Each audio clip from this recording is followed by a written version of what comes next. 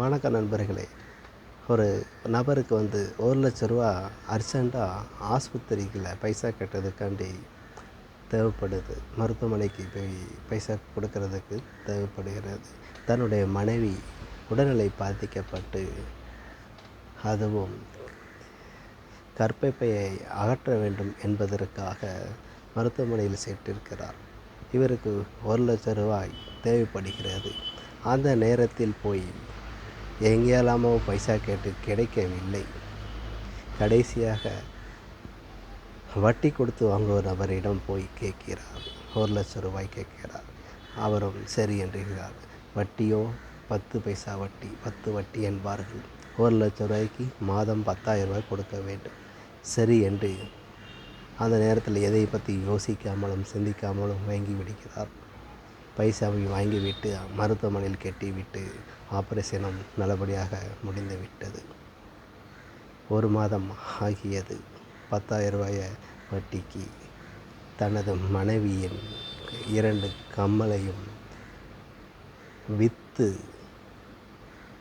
மிச்சத்தை வீட்டுக்கு செலவு வச்சுக்கிட்டு வட்டியை கொடுத்துருந்தாரு. இப்படி போயிட்டுருக்க நேரத்தில் மறுபடி வட்டியை கொடுக்குறாரு. மறு மாதம் வரும்பொழுது அப்போ என்ன கொடுக்குறாருன்னு கேட்டிங்கன்னா, அந்த மனைவியின் மாங்கல்யத்தை விற்று வட்டியை கொடுக்குறாரு. ஏன்னா இவரால் முடியலை. இவர் ஒரு கூலி தொழிலாளி. அந்த கூலி தொழிலாளிக்கு நேர்ந்த கொடுமை இதுதான். அந்த கொடுமையிலையும் அவர் வட்டியை கொடுத்து வருகிறார். ஒரு காலகட்டத்தில் அவருக்கு லாட்ரி சீட்டில் பரிசு அடிக்கிறது. அதுவும் ரூ. 1,25,000 லாட்ரி ப்ரைஸ் அடிக்கிறது. அது அடித்த உடனே எல்லாம் பாக்கி முடித்து போனோடனே ரூ. 1,10,000 கொடுத்தார்கள். அந்த ரூ. 1,10,000 அப்படியே வீட்டுக்கு கொண்டு வந்துட்டு ரூ.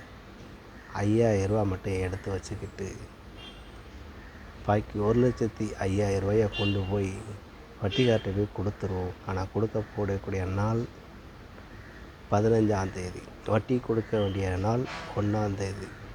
இப்படி ஒரு காலகட்டத்தில் இவர் ரூ. 5,000 எடுத்துகிட்டு போய் கொண்டு போய் கொடுத்துருவோம், 5,000 மிச்சமாகும்ல நமக்கு அப்படின்னு சொல்லி போய் கொடுக்குறாரு. ஆனால் கொண்டு போன இடத்துல வாங்க மறுக்கிறார் வட்டிக்காரர். எனக்கு 1ஆம் தேதி தாங்க, பரவாயில்ல நீங்கள் வச்சுருங்க, நான் 1ஆம் தேதி வாங்கிக்கிட்டேன் அப்படின்னு வட்டிக்காரர். ஐயா 1ஆம் தேதி ஆகிட்டுனா நான் 10,000 வட்டி கொடுக்கணும். ஆமாம், இப்போ கொண்டு வந்து கொடுத்தீங்கன்னா ஐயா இருக்கிறது 5,000 தான் இருக்குது, நீங்கள் வச்சுக்கிடுங்க ஐயா, நீங்கள் கொடுத்து உதவுறதுக்கு ரொம்ப நன்றி ஐயா அப்படின்னு சொல்லிட்டு அவர் பெருந்தன்மையாக பேசுகிறார். அது இவரோ ஏற்றுக்கொள்ள மறுக்கிறார். எனக்கு 1ஆம் தேதி தான் கொண்டு வந்து தரணும், நீங்களே வச்சுருங்க, ஒன்றும் பிரச்சனை இல்லை அப்படின்ட்டு மீண்டும் அதையே அழுத்துகிறார். மன சோர்வு அடைந்து வீட்டுக்கு திரும்புகிறார். ரூ. 1,10,000 வீட்டில் அப்படியே இருக்கிறது. கஞ்சிக்கு கூட வழி இல்லாமல், ஆனால் ரூ. 1,10,000 வீட்டில் இருக்கிறது.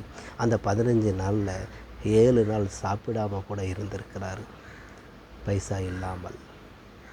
அந்த கொடுமையிலையும் அந்த 1ஆம் தேதி ஆனவுடனே காலையில் 6 மணிக்கு கொண்டு போய் ரூ. 1,10,000 கையிலேருந்து ஐயா பணம் அவருடைய கொடுக்கும்போது அவர்களுடைய கை விரல்கள் எல்லாமே அப்படியே நடுங்கி கொடுக்கிறார்.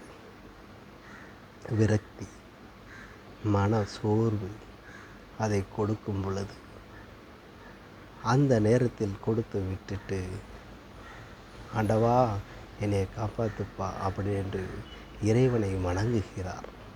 வணங்கிவிட்டு வீடு திரும்புகிறார். ஆக இவர் வறுமைதான் இவர்களுடைய காலகட்டமாக இருக்கிறது. ஆனால் வட்டிக்காரர்களோ இப்படி நடந்து கொண்டு இருக்கிறார்கள்.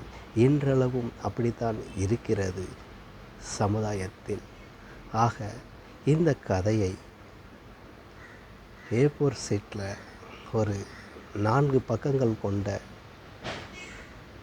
நிரம்பி ஃபுல் பண்ணி எழுதியிருக்க வேண்டும். எழுதி ஸ்ரீ அம்பாள் சூப்பர் மார்க்கெட் வீரநல்லூர். கடைக்கு கொண்டு வந்து கொடுத்தாலும் நன்று, ஏற்றுக்கொள்ளப்படும். உள்ளூர் நபர்களுக்கு. வெளியூர் நபர்கள் ஸ்ரீ அம்பாள் சூப்பர் மார்க்கெட், வீரநல்லூர், திருநெல்வேலி மாவட்டம்.